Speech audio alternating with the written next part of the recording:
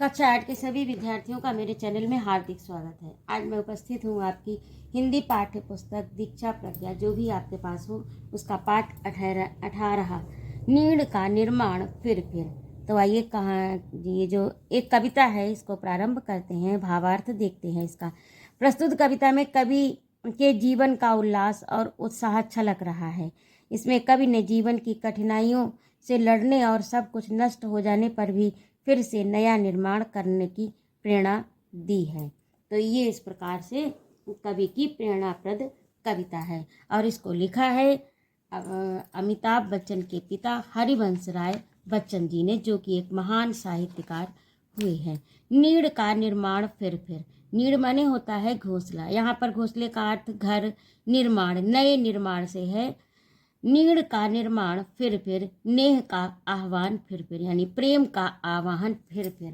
जब सब कुछ नष्ट हो जाए, जब व्यक्ति को ये लगे कि अब कुछ भी नहीं बचा, तो उसे अपने अंदर एक धैर्य और साहस के साथ फिर से नया निर्माण करना चाहिए। यही कवि कहना चाहता है। नीड़ का निर्माण फिर, यानी घोंसले का निर्माण पुनः पुनः करें। जो भी नष्ट हो गया है उसका निर्माण दोबारा से करें। नेह का आवाहन फिर, और नेह का, प्रेम का फिर से आवाहन करें। जो नष्ट हो गया उसका विचार न करें, बल्कि नया संचार करें, नई बात सोचें। बह उठी आंधी की नभ में छा गया सहसा अंधेरा, कि नभ में ऐसी आंधी उठी कि चारों ओर अंधेरा छा गया।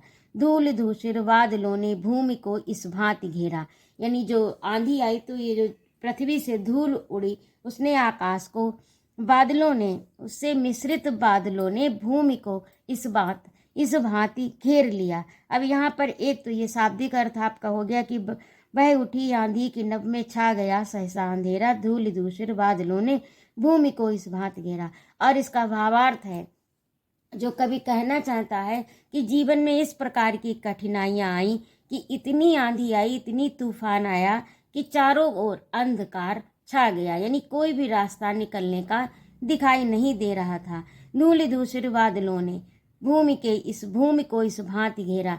जो बादल पानी बरसाते थे, नेह देते थे जो लोग, उनके अंदर क्या हो गया कि धूल आ गई। और धूल कैसी होती? आंखों में चुभने वाली, किरकिरी।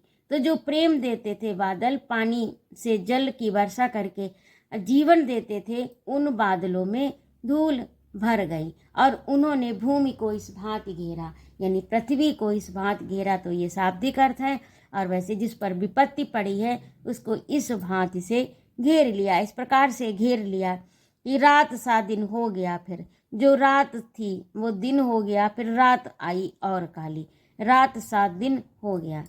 रात के समान में जो दिन था, दिन में उजाला होता है, लेकिन वह दिन भी अंधकार से युक्त होकर रात्रि के समान हो गया, यानी जो अच्छा था वह भी बुरा हो गया। जो प्रकाश युक्त था, जो ऊर्जा से संपन्न था, वह भी नष्ट हो गया। इस प्रकार से आंधी आई कि रात सा दिन, रात के समान दिन हो गया, फिर रात आई और काली। और जो रात्रि तो काली होती ही है, लेकिन वह जब दिन काला हो गया तो रात्रि उससे भी गहनतम, अत्यधिक काली हो गई। यानी जो सुख था वह तो दुख में बदल ही गया, और जो दुख था वो महान दुख में परिवर्तित हो गया। लग रहा था अब न होगा इस निशा का फिर सवेरा, और ऐसा लग रहा था कि इतनी गहरी रात है, इसका प्रभात काल अब नहीं होगा। रात के उत्पात भय से भीत जन जन भीत कण कण, और इस रात्रि के महान अंधकार और महान दुख के तांडव से भीत, उत्सव भय, उत्पात भय से भीत, यानी डरे हुए लोग, डरे हुए, भीत कण कण, और डरा हुआ प्रत्येक कण था, यानी कण कण भयभीत हो रहा था और लोग भी डरे हुए थे इस रात्रि के तांडव से। यानी दुखों की इस तरह से पारावार बढ़ गया कि लोग जो थे वो डरने लगे और कण कण डरने लगा उस दुख के उत्पात से, उस दुख के तांडव से। किंतु प्राची से उषा की मोहिनी मुस्कान फिर। लेकिन फिर क्या हुआ कि रात्रि के बाद प्रभातकालीन समय आता अवश्य है। तो किंतु प्राची से उषा की, किंतु फिर क्या हुआ, इतना होने के बाद में प्राची से, यानी पूर्व दिशा से उषा की मोहिनी मुस्कान फिर से दिखाई देने लगी। यानी महान दुख के बीच में सुख का एक दिया टिमटिमाने लगा एक आशा की किरण, फिर से जाग उठी नीड़ का निर्माण, फिर नेह का आह्वान, फिर कवि कहता है कि नीड़ का फिर से नया निर्माण करो, जो चला गया उस पर विचार न करके नया निर्माण करो। वह चले झोंके की कांप भीम कायावान भूधर, ऐसे झोंके चले कि कांप उठे भीम कायावान भूधर। भूधर होता है पर्वत, यानी भीम काय पर्वत, बहुत बड़े बड़े पर्वत जो थे वो कांपने लगे। ऐसी भी आंधी बह चले झोंके, ऐसी आंधियों के झोंके आए कि कांपने लगे भीम कायावान, बड़े बड़े विशाल काय, भीम काय यानी बड़े, काया होता है शरीर, तो भूमि का जो आकार था यानी पर्वतों के बड़े बड़े आकार के पर्वत, भूधर यानी पर्वत कांपने लगे। जड़ समेत उखड़ पखड़ कर गिर पड़े टूटे बिटप पर, और वे क्या हुए, टूट गए। टूट कर कहाँ गिरे, बिटप पर यानी वृक्षों पर गिर पड़े। जड़ समेत अपनी जड़ के सहित पर्वत उखड़ कर और वृक्षों के ऊपर गिर पड़े, यानी इतनी भी भीषण आंधी आई, इतने महान, इतने बड़े, इतने विशाल हवा के झोंके चले। अब इसका शाब्दिक अर्थ तो ये चित्रण प्रकृति का किया है, लेकिन परोक्ष रूप से कवि कहना चाहता है कि इतनी आंधियां आई, दुख के, कष्ट के इतने झकोरे आए कि जो बड़े बड़े महान व्यक्ति थे, जो धैर्यवान व्यक्ति थे, वे भी उखड़ गए, यानी वे भी अंदर से टूट गए। जड़ समेत उखड़ पुखड़ कर, और वे अंदर से इतना टूट गए, गिर पड़े टूटे बिटप पर, और गिर पड़े बिटप यानी वृक्ष पर। हाय तिनकों से विनिर्मित घोंसलों पर क्या न बीती। और जब इतने बड़े बड़े पर्वत गिरे, जब इतने महान पर्वत, इतने विशालकाय पर्वत गिरे, तो सोचो उन नीड़ निर्मित, उन पर जो बने हुए घोंसले थे, उन पर क्या बीती होगी, उनकी क्या दशा हुई होगी जब वे पर्वत वृक्ष के ऊपर गिरे होंगे, और उन वृक्षों में जो कोमल कोमल नीड़ पक्षियों के द्वारा बनाए गए होंगे घोंसले, उनकी क्या स्थिति हुई होगी। ये कल्पना करके ही कलेजा कांप उठता। हाय तिनकों से विनिर्मित घोंसले पर क्या न बीती, फिर उन घोंसलों पर क्या न बीती होगी। डगमगाए जबकि कंकड़ ईंट पत्थर के महल पर, डगमगाए कंकड़ एक छोटी चीज होती है, छोटा सा टुकड़ा, एक पत्थर का छोटा सा टुकड़ा। डगमगाए जबकि कंकड़ ईंट पत्थर के महल पर, और महल किसके बने थे, ईंट पत्थर के बने हुए थे, लेकिन कंकड़ डगमगाने लगे। बोल आशा के विहंगम किस जगह पर तू छिपा है, और आशा के पक्षी तब बोलने लगे। बोल आशा के विहंगम किस जगह पर तू छिपा है, जो गगन पर चढ़ उठाता गर्व से निज वक्ष फिर।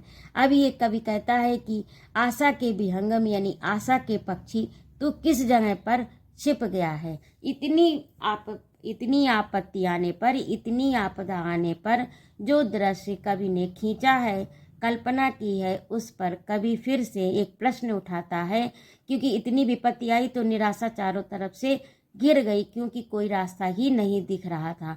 तो कवि उस स्थिति पर फिर से प्रश्न करता है अपने आप से कि आशा के पक्षी तू कहाँ छिपा है, तू दिखाई नहीं देता।